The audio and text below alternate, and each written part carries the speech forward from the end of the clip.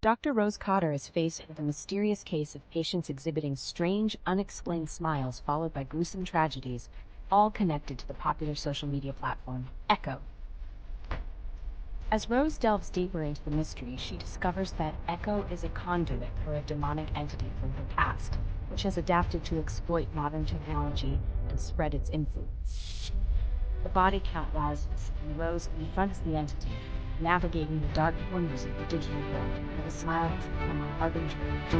With the entity's power growing, Rose must find a way to stop it before it's too late, and the smile becomes a thorny fish in the face of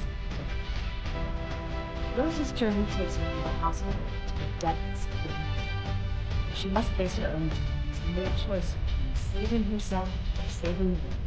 In the thrilling climax, Rose faces off in a battle of wits, courage, and determination. Fate to them.